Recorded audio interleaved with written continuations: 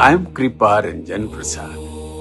In this episode, we will explore the spiritual significance of the holy month of Sawan in Hindu tradition and its deep connection with Lord Shiva. Sawan is considered an especially sacred month of Shiva devotees. It is a time of prayer, devotion, fasting and spiritual reflection.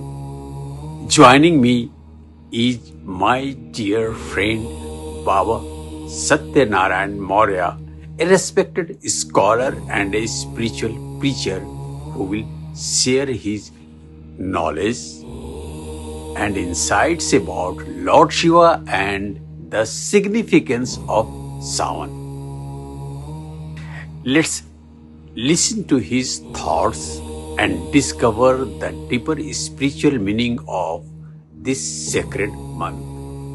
Har Har Mahadev.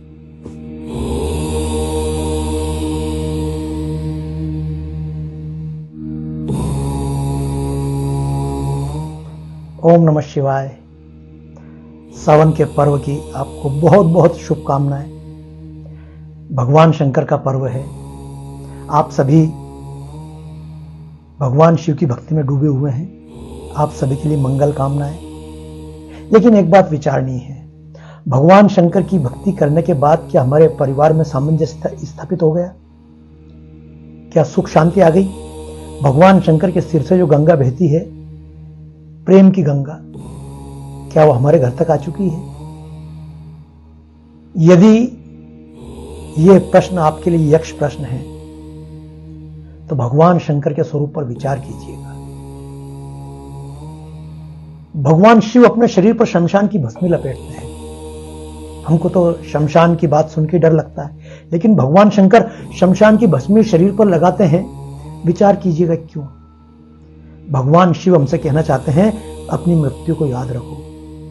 यदि हम अपनी मृत्यु को याद रखेंगे तो गलत कामों की तरफ हमारा मन नहीं जाएगा। फिर एक बात और देखिए, भगवान शिव का परिवार, कितना विभेद है परिवार के सब सदस्यों में।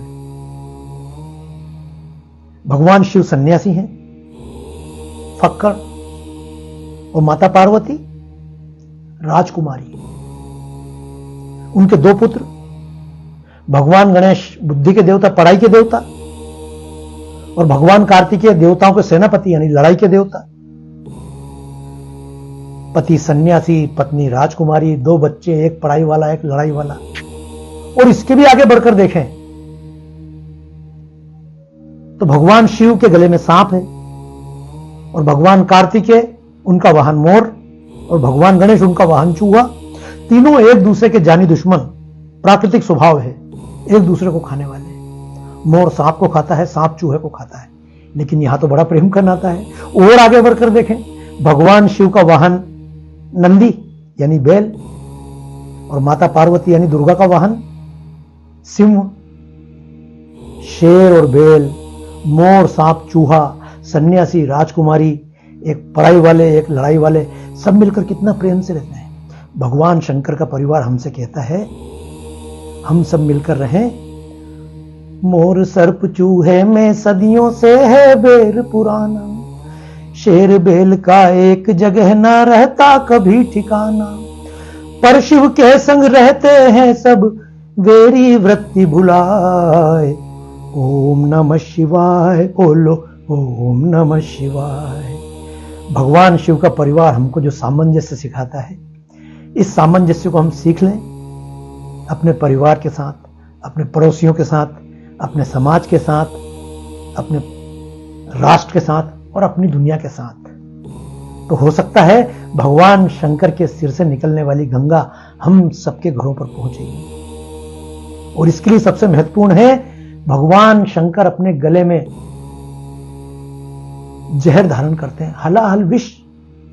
इसका क्या अर्थ है? यह क्रोध जो एक विष का स्वरूप है, यदि इसको हम बाहर निकाल देंगे, बाहर वाला जलेगा। इसको किसी कारण से बाहर ना निकाल पाए, अंदर पी जाएंगे तो हमको डिप्रेशन की बीमारी होगी, उन्माद हो जाएगा। इसको कंठ में धारण करें, इसलिए मेरी बात को मत जाना भूल।